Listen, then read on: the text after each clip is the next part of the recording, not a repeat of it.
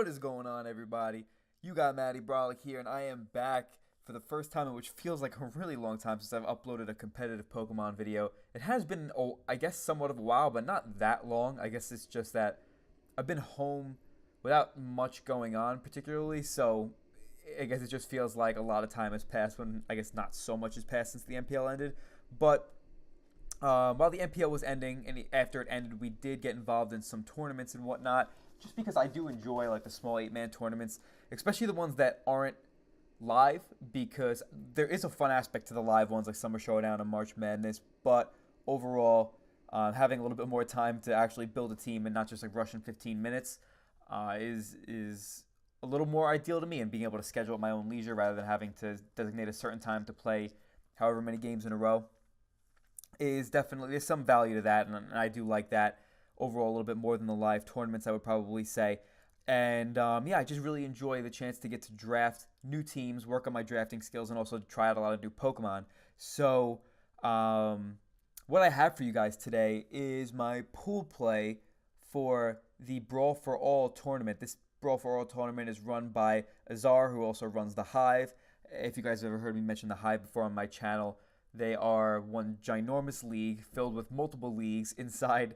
It's more of a community filled with multiple leagues where the players will start from the bottom league, and depending on how they do, they'll move up to the highest league, or the most highly esteemed league within the Hive. So it's a pretty cool, almost like a training program, I guess you could say.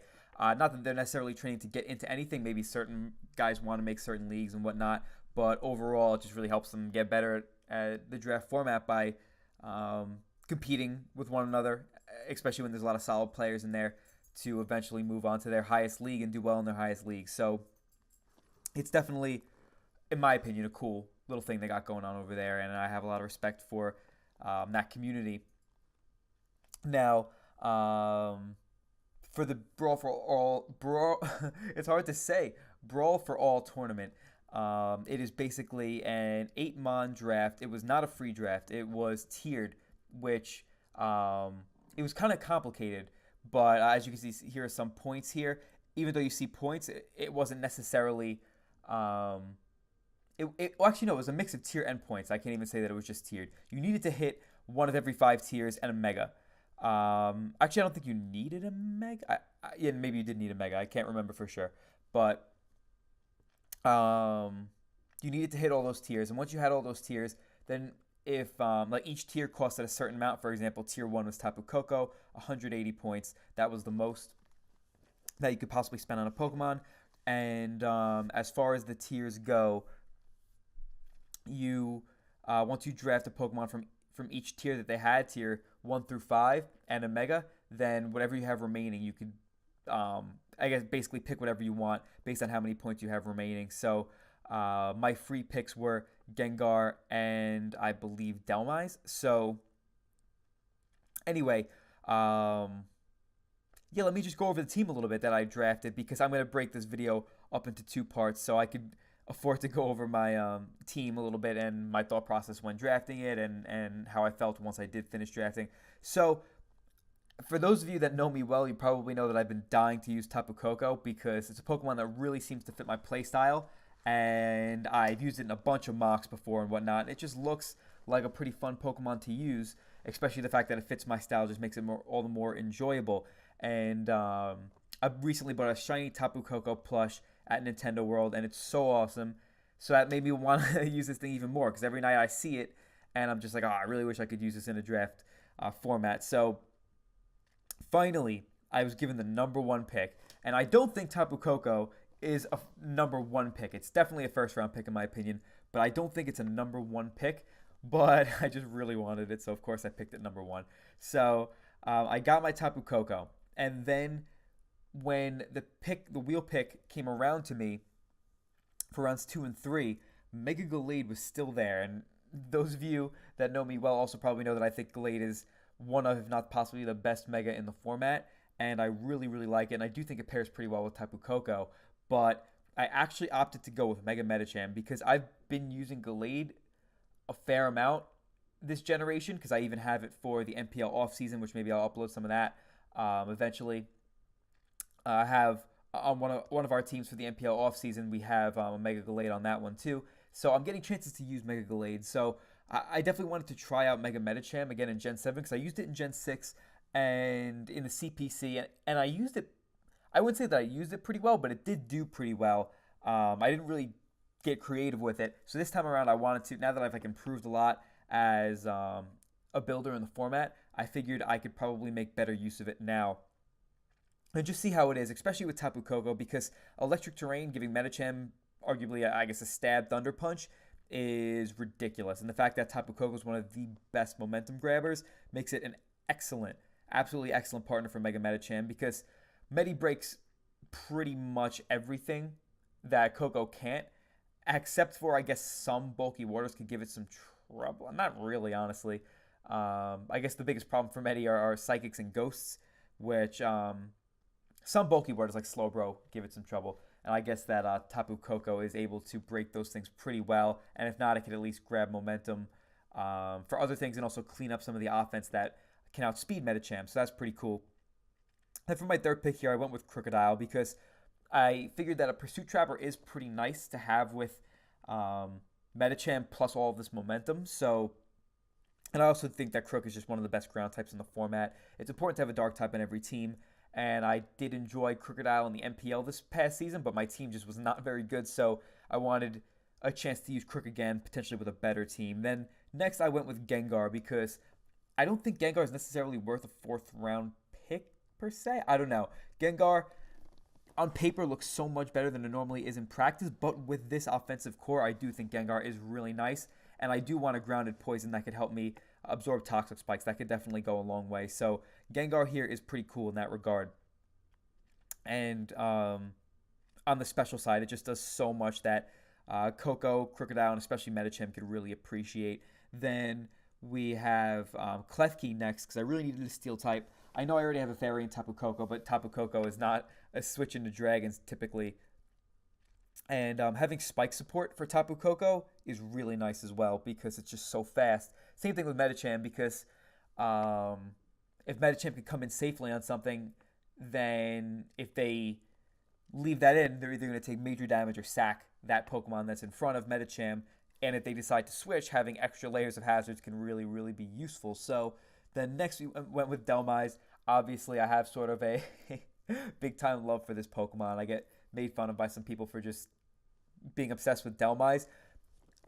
You know, Delmise, it fits my style so unbelievably well. I can't even put it into words how well Delmise fits my play style. I don't think that it's just this unbelievable mon, but I really think that it fits my play style and that it is slept on a good amount because people tend to use it incorrectly. So for me and the way I like to build my teams, Delmise is such a perfect bulky pivot that also allows me to control the hazard game pretty well. Next, we have Mesprit because I was actually going to get, I really wanted Silvally, but it ended up getting sniped before me. And then I realized that I didn't have anything that was immune to ground, and I also didn't have a potential bulky Psychic that can take on other Medichams or Lopunnies or Glades. So Mesprit was still around. I really wanted a chance to use Mesprit, so I decided to pick it up here. And then last for Tier 5, I saw Licky Licky in Tier 5, and I felt like it was a steal. It definitely could support my team pretty nicely in a lot of ways, but I really should have drafted a Fire Resist because as you could look at my team, I do not have a Fire Resist. And, like, that isn't always the worst. I mean, it's never good to not have a resist to a pretty common attacking type, but usually when I have like an 11-mon draft or something, I have like either good speed tiers or a bunch of, I just have more options to be able to deal with different types that may give my team trouble. But in this case where I only have 8 mons on an offensive team with no fire type switching, that was definitely a mistake at the end. You know, I probably shouldn't have got Licky Licky. I probably should have picked something else other than that, something that could preferably resist fire and check most fire types defensively. Other than that, I'm pretty happy with this draft because I really like the first 7.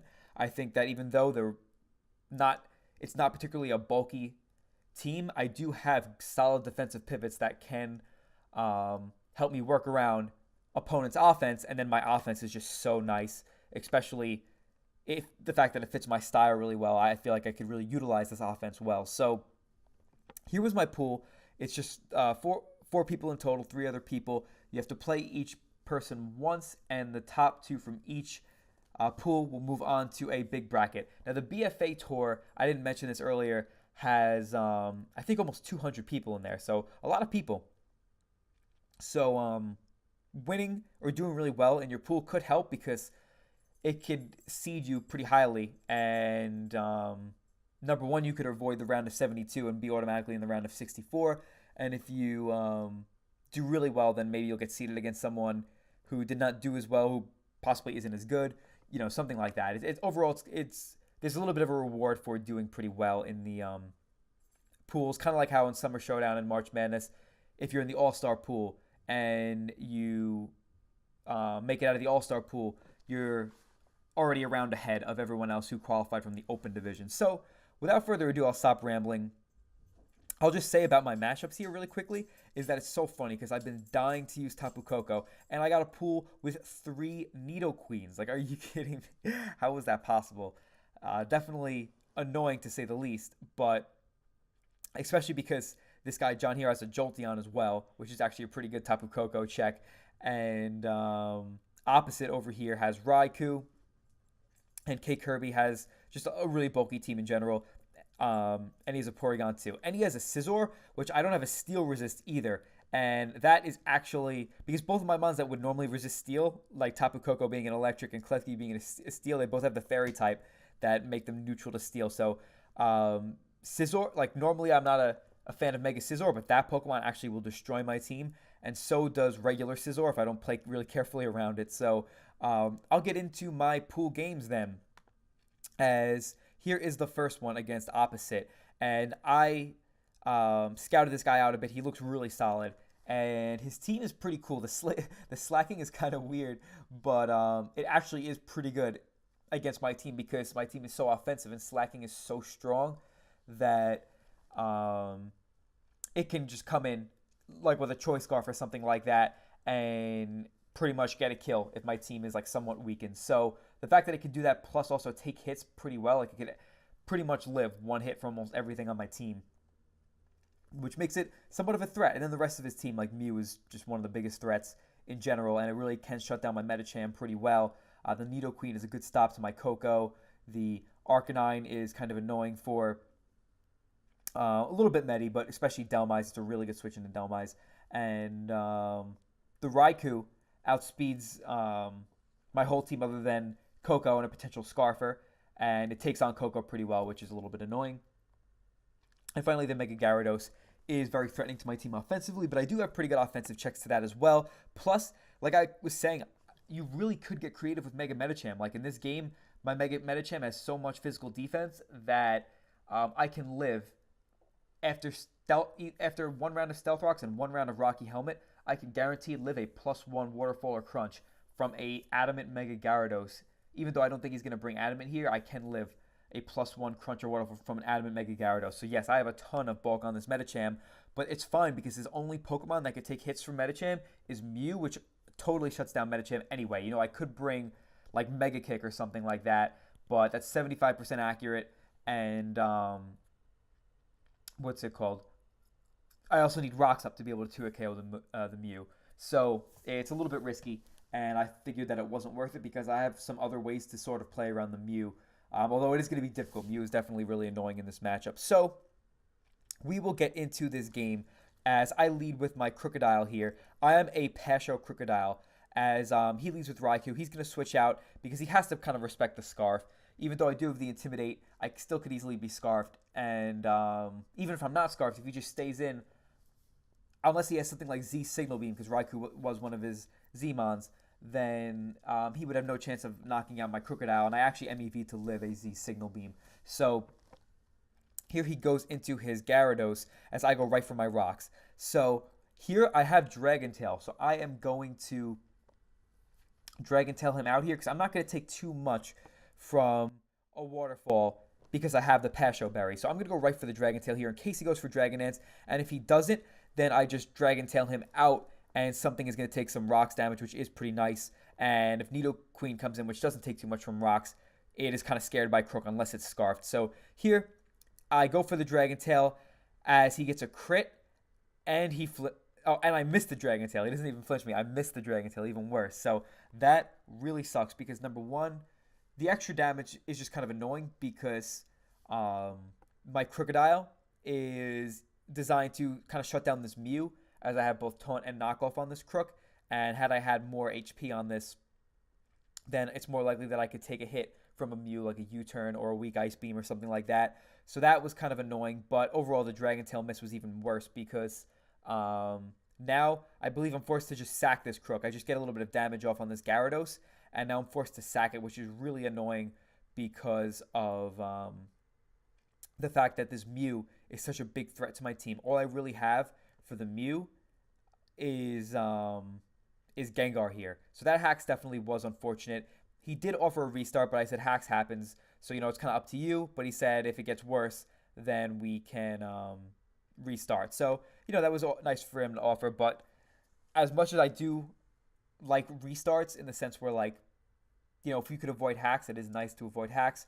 I've been realizing that, Hacks is just, it's part of the game that we play. And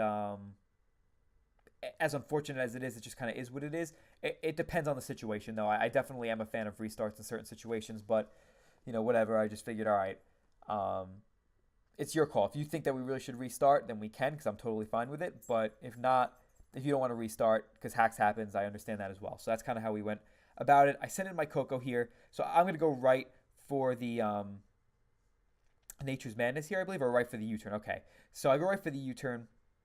As here I bring in my Delmise. Now here he misses a Toxic, and I go for the Earthquake and I knock him out. Now that Toxic miss was actually, as you're going to see later on, helpful for him because my Delmise could actually help me check this Mew if he, because my Crook is gone, I don't really have good checks to this Mew. So if this Mew has Will-O-Wisp, then it can check my Delmise because Shadow Claw can't pressure him once I'm burned. If I'm not burned, then Shadow Claw can pressure him because if he's not fully physically defensive, then I get 2-hit KO him. And if he is fully physically defensive, I could still potentially 2-hit KO him with a crit Shadow Claw. So he would be always risking that. So that toxic miss actually did help him there. So that's kind of annoying. As here he goes into his Use Heat more. I love the name on his Arcanine. As now I go right into my Licky Licky as he goes for Burn Up, which was pretty interesting. He realized that I have no fire resist, and he was trying to take advantage of this. And that damage with the crit, he did crit my use Spinda, my Licky Licky here, which is a Wish Protect variant, especially defensive for the most part, that can take, I think, any +2 hit from like a Mega Gyarados. This Licky Licky getting crit here does suck because obviously now it's severely weakened compared to that Burn Up would have done less than half, so I could safely Wish Up and whatnot. But that Burn Up damage, even with the crit, I calced, and I believed that this thing had Charcoal or something like that because of the damage, but I wasn't 100% sure because crits do make things kind of confusing. But I was pretty sure that this might have been like a Charcoal Arcanine or something like that. So here I go for Protect as he goes right for the Toxic. And now I am just going to fire off a Toxic back at this Arcanine because it is kind of annoying to my team. As it can, take on Delmise fairly well, or very well. And then I could also switch into Medi somewhat decently. So here I go for the Wish. And now I'm going to... I believe, do I just go for a return or do I go hard Delmise? Yeah, I go hard Delmise because I'm AV and I'm EV to take on a Nidoqueen. And I knew that if he did attack, I would go right back up to full. And if he set up rocks, I could easily spin on the Nidoqueen. So here, he goes into his Mew, and I'm going to hope that he does not have Will-O-Wisp here. So I'm going to go right for the Shadow Claw here as he does go for the Will-O-Wisp. And that sucks because now I cannot pressure this Mew with my Delmise. Now, I was kind of surprised to see that he didn't have Leftovers or Rocky Helmet. But now here I just go right hard into my Tapu Koko, knowing that this Mew can't do too much to me, or so I thought. He actually does a lot of damage with that Overheat, revealing that he may be Charcoal on Mew as well, which is kind of interesting. really taking advantage of the fact that I have an offensive team with no fire resist. So even though he turns out to be a defensive Mew, he does have charcoal plus overheat, which kind of gives it a little bit of an offensive flair, which is interesting. So here, I'm just going to go right for the Nature's Madness, knowing that he can't knock me out, and that there's a good chance he may go Nidoqueen, which I really do want weakened here. So now here, I'm going to switch out. I do have the Z Brave Bird, I believe, but I just didn't want to risk this Nidoqueen being Scarfed, as he does just stay in and go for the Earth Power, which tells me he may be Scarfed, as it turns out he's not, as here he goes for a Shadow Ball, and the burn does not allow me to knock out this Nidoqueen here, which kind of sucks. So here, he goes for the Shadow Ball to knock me out, as I'm able to go into my Tapu Koko here, knowing that I could outspeed him and just knock him out right with the Brave Bird. So there's no reason for me to burn. I'm actually Guardian of Alola, not Z Brave Bird here.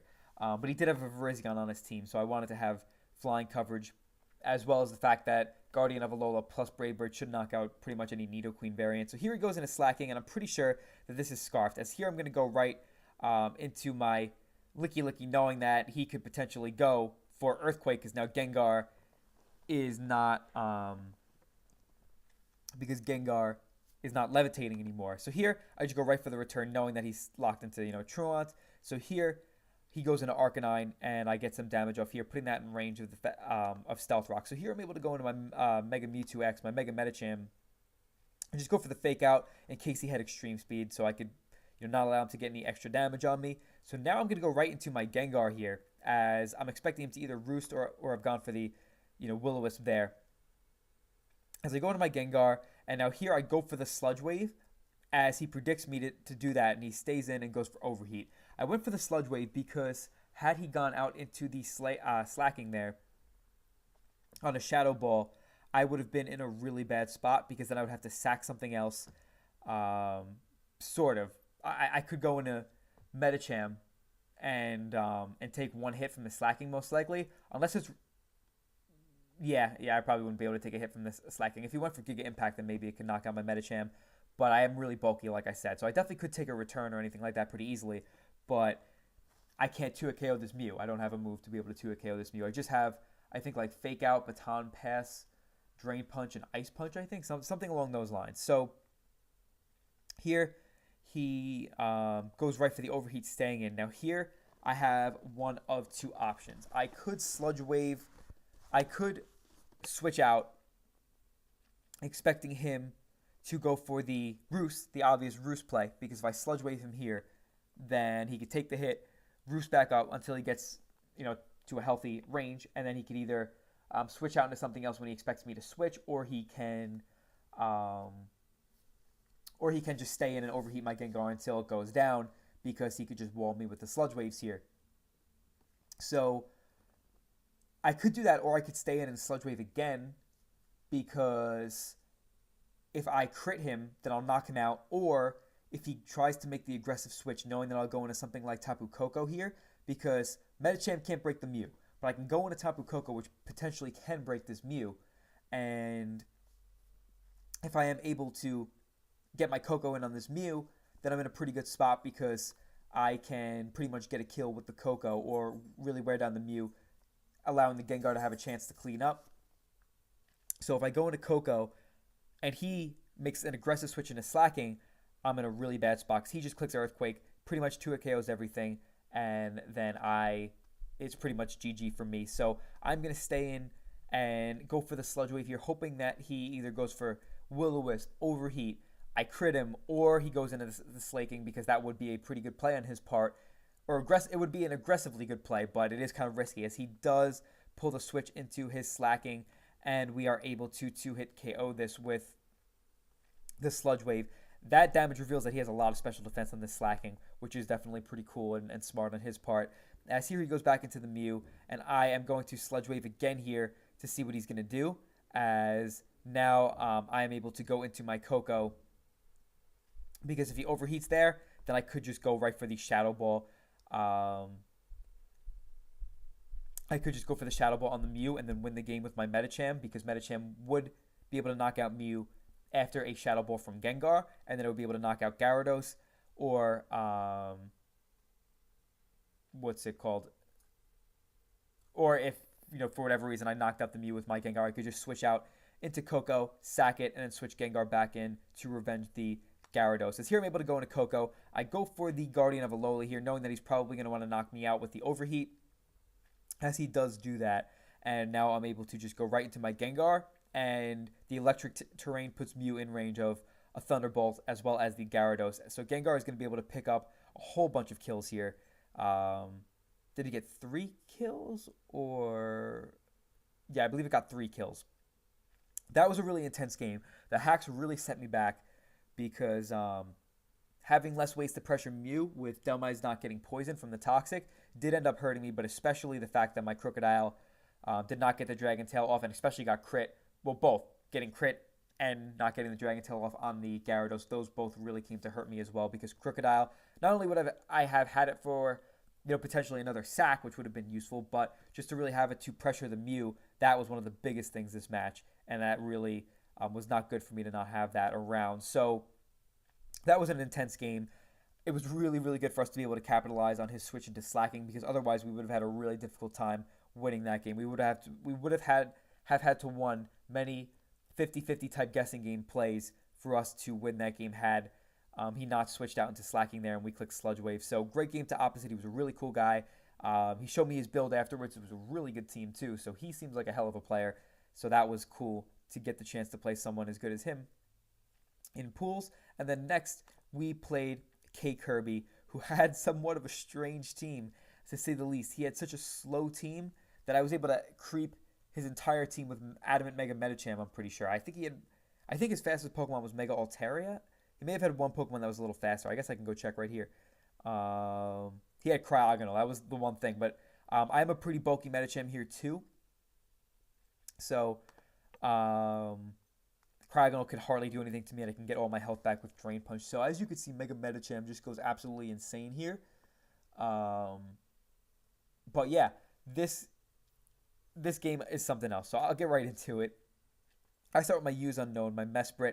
I actually have Z Fire Punch on this Mesprit to potentially catch a Scizor, because Scizor is such a huge threat to my team, as I mentioned earlier. So here, he goes into Gothitelle, and he goes right for the Combine as I U-turn out. Now, here I have Dhelmise, and I am able to just click Shadow Claw pretty safely here as he goes right into his Scizor. And now I have the Rocky Helmet and the Klefki, and I really want to play well around the Scizor. I get the crit there, kind of unfortunate for him, but it's just a little bit of extra damage. Not too big of a deal. So here I go into my Use Magearna on my Klefki as I get the Rocky Helmet damage off, but it turns out that was a sort of a misplay on my part. But this is the thing. Obviously, Gothitelle is pretty well known for its trapping, mono Combine set, or, Combine rest set, but number one, I have a Crocodile that kind of checks that set. And number two, the main thing is that his only remote check to my Mega Medicham is his Gothitelle, which gets 3-hit KO'd by Medicham. So if he tries to run a Rest Talk variant, then he just gets 3-hit KO'd by Medicham, and that does not end up countering Medicham at all, because it has no special attack investment, can hardly do any damage to me, and he's Psyshock Signal Beam, so he hardly has any way to hurt my Medicham. So I really wasn't expecting this set from the Gothitelle. So kind of unfortunate that he brought it. So here he's obviously going to... I'm going to Toxic him here, hoping that he's not that, rest set. But it's pretty obvious that he's going to be. But either way, I have to go for the Toxic, because I know I'm going to be able to get up all my layers of spikes. And the fact that he keeps Combining tells me that he is pretty much definitely rest. So I'm just going to go for the spikes. And I'm just going to keep spiking up. And now Dazzling Gleaming. I'm going to try to keep this thing low, but... okay. So I'm going to try to keep this thing low, but he's able to just wake up here and knock me out. So he's at +6. And now I go into Dhelmise, and I calc. My AV Dhelmise, having some physical defense, is able to live a +6 Psyshock and a +6 Shadow Ball from this physically defensive Gothitelle. That's ridiculous. Dhelmise is a monster.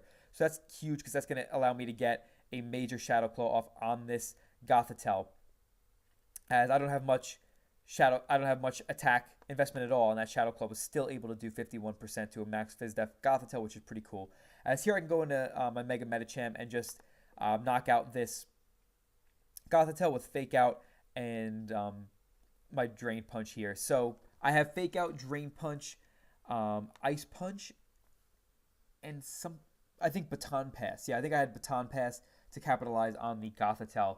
So here he goes into his Araquanid, and I don't have a move to knock this thing out. So I am going to switch in my Mesprit, as I should be able to take a Banded Liquidation, but it actually turns out that he reveals the Z Liquidation, the Hydro Vortex, which actually just knocks me out in one shot. And here I make a major misplay. Now, here was my thought process. I come in with Medicham, I fake this thing out, and then it's in range of Drain Punch, and that's the game. I just Drain Punch this, then even if Nidoqueen is Scarfed, we are really bulky Medicham, so I could just easily eat up whatever he has to go for, and then just Ice Punch it. And Scizor can only come in. Actually, no, Scizzor's in range of where it can't come in on hazards. So, what's it called? Scizor can't even come in on hazards to revenge me with Bullet Punch. And then I could OHKO the Mega Altaria with Ice Punch, and I could probably OHKO, after all these hazards, the Porygon 2 with Adamant Drain Punch. So all I do is fake this out, Drain Punch it, and I win. But my gut was telling me just go into Tapu Koko, because what if there's just some reason that going into Medicham ends up costing you? You know, like, what if for some reason he's way bulkier than you expect and he can, like, live Drain Punch or something? It's just something was screaming out to me, don't bring Medicham in. But what I really forgot about was the fact that when you have a Mega Medicham, people are going to be quick to run Protect because of both Fake Out and High Jump Kick. So I just completely blanked on Protect. And why I should have gone into Tapu Koko was because I go into Koko, even if he switches out into Nidoqueen here, this Araquanid would be in range of Drain Punch when it comes back in on all these hazards. So if I go for Thunderbolt, either I knock out the Araquanid, or he sacks something like Scizor, or he goes into Nidoqueen, and then Medicham just wins the rest of the game. Because even if, say, like, I knock out the Araquanid and he wants to go into something like Mega Altaria and try to set up and win with Dragon Dance, number one, I have Scarf Gengar that could stop that. But number two, I have Taunt on Tapu Koko. So I could just knock out the Araquanid, and then I could Taunt the Altaria, and Medicham just wins. Like, there's nothing he can do once this Araquanid takes more hazard damage. So as you're going to see here, he goes for the Protect on my Fake Out. And I'm like, no, this sucks. Because look how much this Liquidation does. Oh, this is how tilted I was. I could have just switched out. Like, I really, this was so bad. Like, I just was so tilted when I saw that Protect on the Fake Out that I just, like, threw the game. Like, this was just so bad. Like, oh my god. I could have switched out into something like, I could have switched out into something like Gengar, and then just brought my Koko in, did the exact same thing like I just said, just prevented him from setting up anything, and then winning the game with Medicham. But instead, I decide to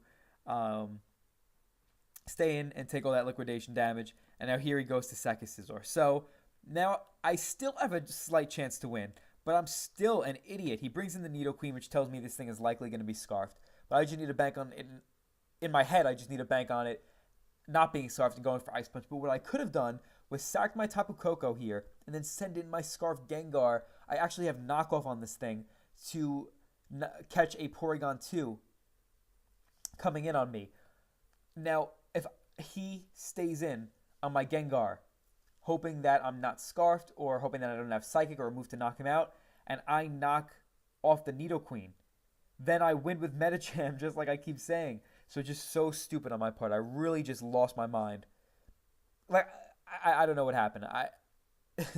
It's just so hard to explain. I really just played this so badly. Like, that was disgusting. I don't know what the heck was going on in my mind that I just could not think of a way to win this. And it turns out that he's actually slower than... His Scarf Nidoqueen is slower than my Koko, which was kind of funny. But he ends up beating me 4-0, which really puts us in kind of a big hole because that's bad differential for us. We only won the other game 2-0. So now we have to win our last game to even have a shot at the brackets.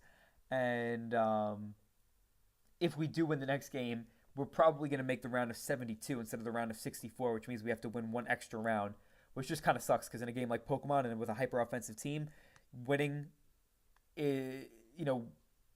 reliably is not the easiest thing to do. So, horrible game on my part, just so bad. Like, not trying to take away from my opponent here because I really don't think he did much. I think he played pretty well.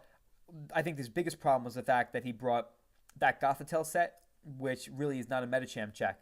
So that was kind of questionable to me. But other than that, really not trying to take away from my opponent. I'm just so disappointed in myself with this game. It was Medicham just would have had a field day. Like, it would have gotten 5 kills this game.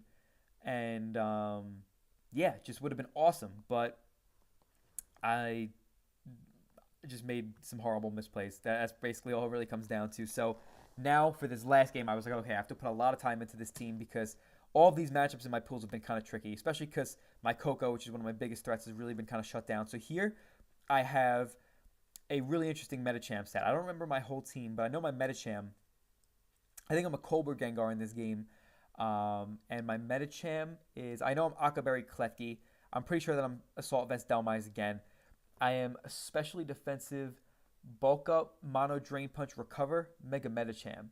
And I think I have sub as well because he had Alamomola on his team. So I could sub and set up on that thing pretty easily and totally go off on his team as I have so much Spadef and with a couple bulk ups, nothing on his team could do much damage to me. So this Medicham set needs to be, it's a kind of situational, but if it works, it can work. So he leads with his Mienshao as I lead with my use Colosso and my Crocodile, as I believe I'm Chople on this Crocodile.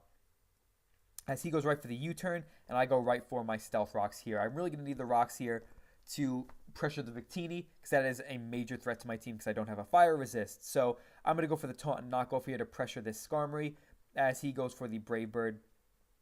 And now I decide to go into my Tapu Koko, as he goes for Brave Bird again, doing a decent little chuck to my Koko. But here I'm going to go for the U-turn here, knowing that, actually, I go for the Thunderbolt just because I really don't want these hazards removed. I had a feeling he would go into Jolteon, but I didn't want to risk it. So here, I'm able to go right into my Dhelmise, knowing that he just can't do too much.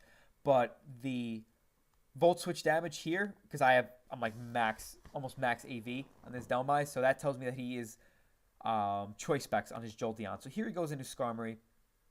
As here I can go into Crocodile, because even if he wants to defog here, I can just get my rocks right back up. So that is what I'm going to do. I'm going to get my rocks up as he goes into Mienshao. And now I am going to sack my Crocodile here. And make sure that I play it so it's hard for his Skarmory to knock out it's hard for a Skarmory to knock out or get rid of my rocks. So here I bring in Medicham on his Choice Specs Jolteon. Now, you're probably thinking, yeah, the Electric Train isn't up, but Spec Shadow Ball could knock out a Mega Medicham. But nope, I am a really, really specially bulky Mega Medicham with like no speed. I think I may have like a little bit for a potential Nidoqueen, but I have like no speed pretty much. And just tons of special bulk. Barely, if any, attack investment. Just hardly any, if any. I may have 0 attack investment. And this is how strong Mega Medicham is. He goes for a Spec Shadow Ball. Doesn't even do 70%, does 68%, and we OHKO with Drain Punch after Stealth Rocks. I know Jolteon's obviously not bulky at all, but we have no attack investment, and Drain Punch is not a very strong move. So we get, like, how much percentage back did we just get? Yeah, we got like 30. What did we get? 68. Yeah, we got like 36, 37% back from that attack. So here he brings in his Absol, and this tells me that he probably has Play Rough because otherwise he would not have a move to knock me out. So I'm going to go into my Klefki because I have an Akaberry in case he does have the Fire Blast. So here I go into Klefki as he goes for the Play Rough. Now here, if I highly doubt that he would do anything that could really jeopardize my Koko. So I have a feeling he's either going to go hard Skarmory here or go into something like Nidoqueen or go for Fire Blast, which can't do too much to my Tapu Koko. So I'm going to go right into my Koko here as he does go Skarmory. And here I do go Koko, and I actually opt to go right for the Thunderbolt again because I really do not want these rocks getting off the field because I need them for the Victini. As here he goes into Nidoqueen as I'm going to switch out. I really don't have too much of a reason to stay in as he goes for the Earth Power, and that does nothing to my Dhelmise, and it reveals that he is Black Sludge. As here I am going to go right for the safe Earthquake, as maybe I should have gone for Power Up there because that would have knocked out the Mienshao, but I just didn't want to risk the miss. And here I go into my Klefki as he goes for the knockoff of his Mienshao. Now, I should have calced this because I figured because I'm a physically defensive Klefki that because he's not Reckless Mienshao, this high jump kick won't knock me out. I could easily go back into my Delmise here because I do not need it too much anymore. And having this Klefki to potentially Thunder Wave the Victini while also checking the Absol would be really, really nice. But instead I decide to get up a Spike as the Mienshao does end up just knocking me out with the high jump kick, which I wasn't expecting. I thought he would preserve the Mienshao because Mienshao could still come in on hazards because he's a regenerator variant. So here I bring in my Coco. I just knock this out. I go for the U-turn because I want to be able to bring in my Delmise here, knowing that if he does bring in Victini to V-create, that is perfectly fine because my Gengar can come right in and knock him out with Sludge Wave after a V-create. And if he goes for Blue Flare and he's not like Specs or anything, if he's like Scarf, then Delmise could actually live the hit and knock out this Victini or do a lot of damage to the Victini. And if he does reveal to be some type of boosting item that's not Scarf, then Coco can also come in on this Victini, which is really good information, meaning that the Coco has just a really good matchup for the rest of the game. As here, he goes for the Blue Flare, and we live like a champ because Delmise is a monster. People sleep on it so much, and he's able to knock me out with the Blue Flare here. But now we pretty much have the game in the bag with this Scarf Gengar as... Alright, did I say I was Cobra Gengar? I may be Cobra Gengar here.